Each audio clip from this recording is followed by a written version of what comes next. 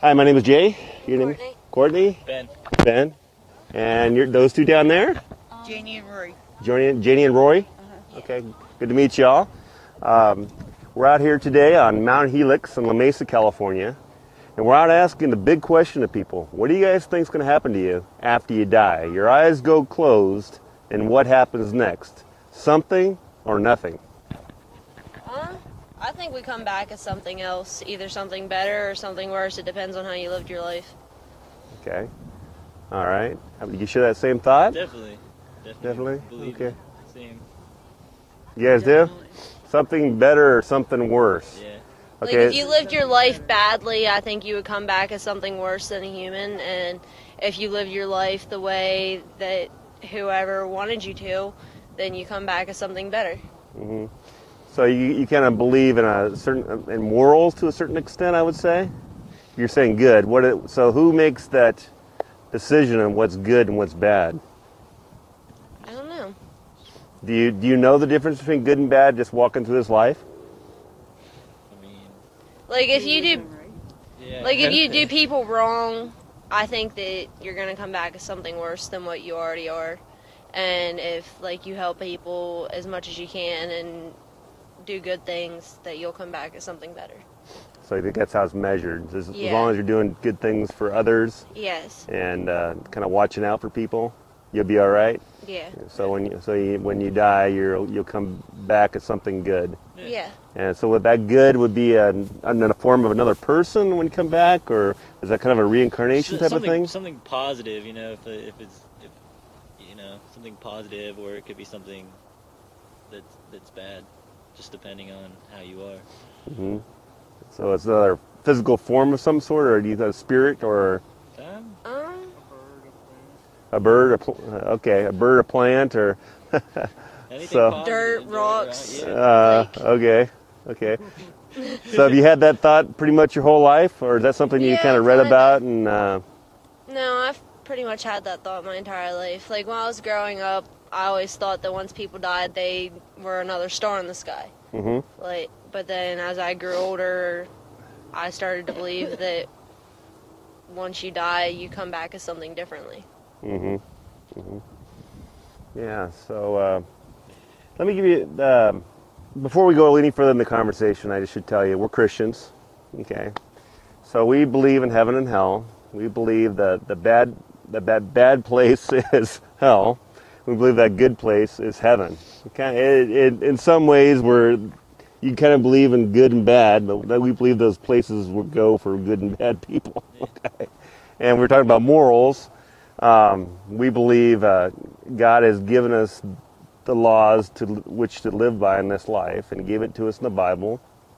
And He told us what's good and how to live a good life and how to live a not so good life, and the consequences of both. And let me give you a test real quick that someone gave me one day, and it gets you to think a little bit. You guys ever told a lie in your life? Yeah. Yeah. So that's one of those things you kind of know when you do it, that it's wrong, right? Usually the consequences, especially when somebody finds out that you lied, you really go, oh. It's better to tell the truth and take the punishment than lie and then them find out later, because the punishment's going to be worse. Yeah. So what does the world call people that lie? Sinners. Or liars? Yeah. Liars? You ever called somebody a liar? Yeah. Okay. How about this one? You ever use the Lord's name in vain, said it in a curse word? Yeah. Okay. In the Bible, where I think that once again, that tells you the good and bad things in life, that's called blasphemy. Okay. And that's really a serious one, that you're using our Creator's name in a curse word. Okay. So, have you guys ever hated someone or called them a fool? Yeah. And then in the Bible, that's called, Jesus said in the Sermon on the Mount, that's murder in your heart. So we're not supposed to hate each other. We're all on this planet together, right? We've all done things wrong, but we need to learn to be forgiving and to look past some of those imperfections in people, right? Yeah, definitely. Yeah. So So we believe as Christians, after this life ends, we're going to come before Jesus, and we're going to be judged for the things that we did in this life. So based on those sins you just told me you committed, if my way is the right way, and you guys have a different opinion, I know, but let's say that you believe my way for a moment. Based on that, and you come before Jesus, do you think he's going to send you to heaven or hell? Man, I don't know. I think it'd be a toss. I think it would be a toss in the air. Because, I mean, I know that we both sin, but, like, I don't know, we do a lot of good things too, so. So you just think it's kind of like an eraser, every time you do a good thing, it wipes out a No, bad thing? I don't think that at all, but, like I said, I think it's up to him. No one could say. yeah. Mm-hmm. It's up. So you really question the authenticity of the Bible then, it sounds like. You know, it's kind of like, you know, if you believed in it, you would think, you know, well, it spells it out right there, the good and the bad. So am I reading you guys wrong? Or a lot of people have some different thoughts about that. I mean, you wouldn't be the first that I talked to you about that. No, I have my questions, but that's because I've gone through a lot of stuff in my life, but I'm not getting on that subject. Okay. But I do have questions about certain things, but there's some things that I don't question. Mm-hmm. Well, just first of all, the authenticity of the Bible, let's talk about that in a minute. The Bible is the most published book in the world. It's been around the acid test of time, it's been burned, and it's still, you name it, it's had happened to it, and it's still around. The Bible was written by men that were in different parts of the world at the time they wrote it, that when everything came together in that Bible, and we didn't have FedEx back then, when they all came back together, it fit like a glove. Everything was... So, do I think God can inspire men to write a Bible? Yeah, I think God can inspire. If he can do all this, he can certainly inspire a man to do a Bible, write a Bible. So that's kind of there. And I don't know if you actually went and visited Israel and saw some of those places contained in the Bible, you might have a different opinion about it after you went there. It's kind of like, you know, if a person says they have you know, something at their home, and you go, oh, that's not, you don't have that. But if you went to their home and saw it, you might believe it then, right? Right. So if we all had the money to jump in a plane today and go over there and see it, we might view it differently, possibly, right? Yeah. So, but that's some things to think about. Well, let me get down to the thing I told you about that I was going to tell you about, something that was a little unusual that happened to me and my wife. On November 6th of 2007, my wife and I lost an 18-year-old son in a car accident. We lost him suddenly. We didn't get to say goodbye. Just gone. You know, I was telling you earlier, you just don't know when that last moment's going to be. And that's why it's that we have an urgency to come out and tell people about Jesus and tell you about, you know, because I don't want you guys to go to hell. Just don't. Do I think my son was saved before his car accident? Yeah, I do. I think he believed in Jesus. But I pray I'll see him someday in heaven. But what happened to him was he just graduated from Steel Canyon High School. He was starting his freshman year at Mesa College up here. He was on the cross-country team there. He'd been running since the age of 8. He ran 40 miles a week on average. The day of his accident, the night before his accident, he got a brand new pair of running shoes from a shoe company and was sponsoring him to try them out. He'd won races all over California, and they were wanting him to kind of test them out. So the day when he got into his accident, right before his accident, he had his T-shirt, some shorts on, those shoes on, jumped into a car he'd been driving for 1 week when it happened. He was late for a running class at Mesa College. It was a dry road day just like this, going 90 plus miles an hour up the 94 West Freeway here. And suddenly something failed in his car, we think. It was so badly demolished afterwards we couldn't tell what happened, but he cut across traffic and he hit a tree and lost his life right over there by an In-N-Out Burger here next to College Grove Shopping Center.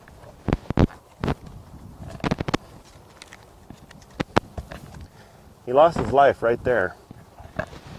That house with the white cross on it, that cross was there many years before my son's accident. These are his skid marks right here. You can see how they're dead center on the cross. November 6th of '07. Yeah, he hit a tree here that used to be here, split his car in half, ripped him out of the seatbelt, and he landed in the backyard of this house, on his back, looking directly up the cross. Parts of his car went completely around the cross on the roof. We have to have news video coverage up on our website of the owner of the house picking up parts of his car around the cross. So that was a trial in our life. We lost someone. You all are going to lose someone or close to you eventually in your lifetime, right? And who better to have in your corner than God himself when you go through something like that? People will do one of two things when something like that happens to them. Either draw closer to God or blame God. Why did you do that? Why did you take our son? But we have a hope that one day we're going to see him. And is it wrong to have a hope? I'd like to show you something. Sure. We lost a granddaughter and a grandson. On Christmas grandson Day. to a house fire at 16 months, and I blamed God forever. Why did he take that baby? This was our car accident. I was in this car with my sister, my brother, and my parents, and my aunt and uncle. It was on Christmas Day. She was 6 years old. Can you explain why she was taken from us? That's one of the questions I have. I'm sorry, but I can't sit here any longer. Yeah, I know. It's a tough one. You know, I it's can't sit here. okay. Yeah, it's I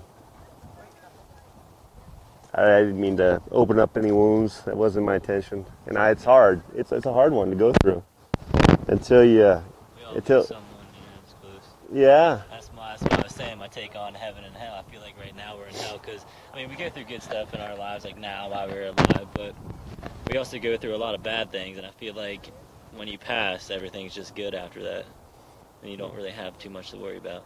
Mm-hmm. But it's got that whole, bad stuff you do. You know, it's kind of like Adolf Hitler. Let's use him for example. Okay, he killed all those Jews and did all those things to them. You know, I want to believe in a God that would be not happy with something like that. Yeah. And that was sin that he committed. All right, I don't know if he accepted Christ right before he died. I don't know. Let's say he didn't. I mean, would I want someone like that up there in heaven with me?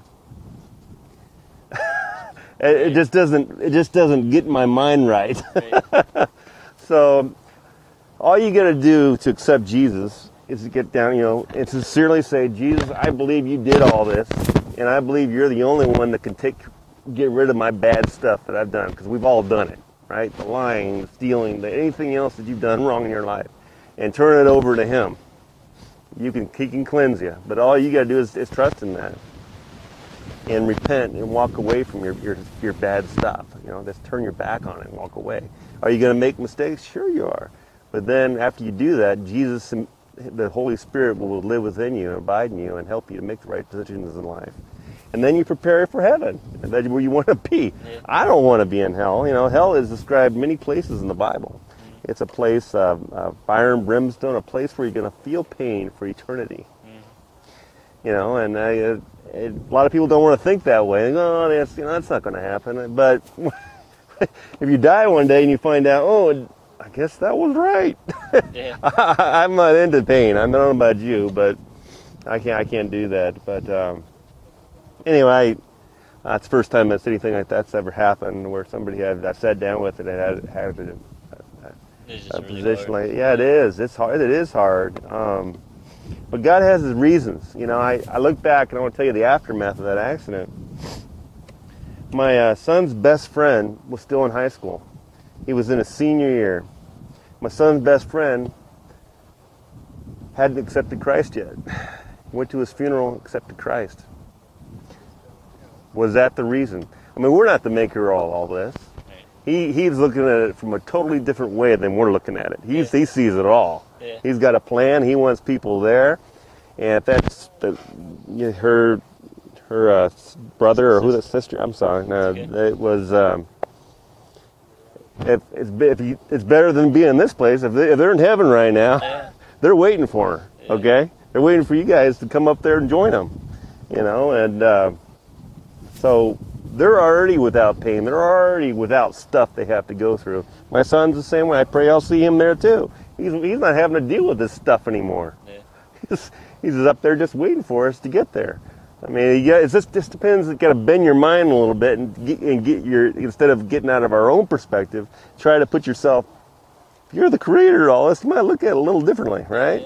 Yeah, so I believe God's love is kind of like a parent to a child. He could force his love on you and make you believe. He could do that. But I think he wants you to choose him, just like a child would choose their parents because they love them. They run up to their mom or dad and say, I love you for who you are and what you've done for me. That means something entirely different. To just choose you on your own free will. Choose him. So, anyway, it's you don't know when the last moment will be, and I just encourage you guys to make that decision for Christ and plug yourself into a Bible-believing church. There's tons of churches out there. I'm going to give you a few different ones to check out if you ever have a notion to want to do that. We'll probably never see each other again, right?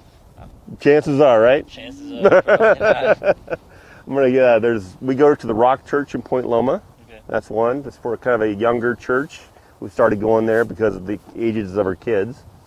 They got about 13,000 people about your age that go there. There is the Shadow Mountain Community Church in East County here. That's another one you might want to check out. And then there's Zion Christian Fellowship here out in Spring Valley. 3 Bible-believing churches that preach Jesus Christ and they read out of the Bible. That you want to, if you live locally here, you might want to look at. But, you got any questions for me? I think you pretty much covered everything. Okay. And once again, please give my apologies to her. I just, it's hard. Yeah. And then please, I'll pray for her. Definitely. And just kind of get through this life. Yeah. Anyway, that was a newspaper article. Continual driver killed when he slams into a tree. Union Tribune, November 7th. That's the day after.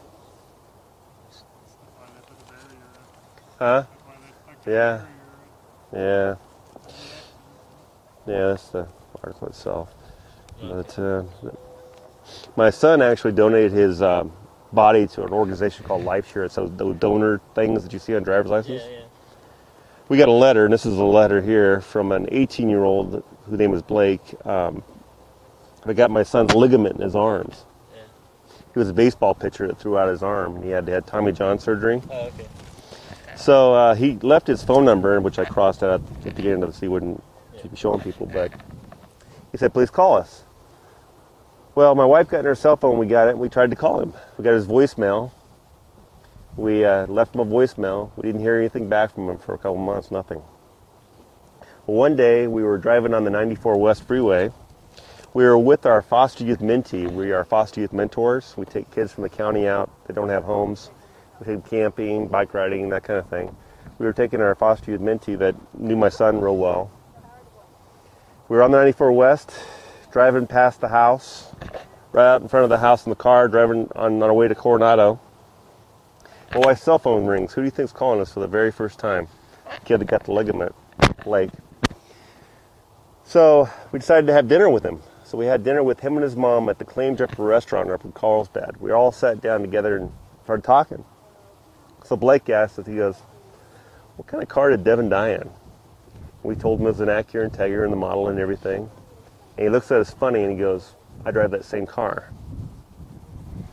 And then we started talking to his mom. We find out she's a CASA, which are like foster youth mentors. They take kids from that county out and shop with them and everything. So all this stuff was hooking up. That's crazy.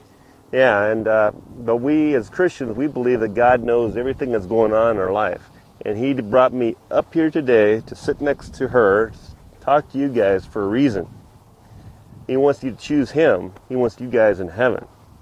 I don't think I just randomly happened here and found you guys. I think he brought me here for a reason. I know it was, because that's just too unusual. But please encourage her to make that decision. It's not that hard to make that decision, is it? I mean, it's just whatever you believe in. I mean, just it's up to you, I guess. It's kind of like there's truth, right? But there's only going to be one truth when it comes down in the end, right? Kind of like if you and I got on 100-story building and jumped off, and you thought that you were going to live when you hit the ground, and I thought we're going to die. When we hit the ground, one of us there's going to be a truth told, right? Yeah. So there's a lot of people that have a lot of different takes on things, but I believe in the Bible because it's got a lot of things around it that you can prove and actually go and see, and things in my life attest to it. And this creation is just too complicated. Yeah. I mean, your body is so complicated you wouldn't believe it. Think about your eyes for a moment. Everything in the eye has to work together simultaneously just to see. Yeah. And to say there wasn't a creator or designer to those eyes and that body, it's too far-fetched. It's too weird. There's a creator designer to everything, right? Your car. Somebody drew that out and produced it. It didn't just pop up. So he created that life that way for there's a lot of complexity. But anyway, I don't leave you guys. You need to get to her. And God bless you. And please tell her, again, I apologize for bringing that up.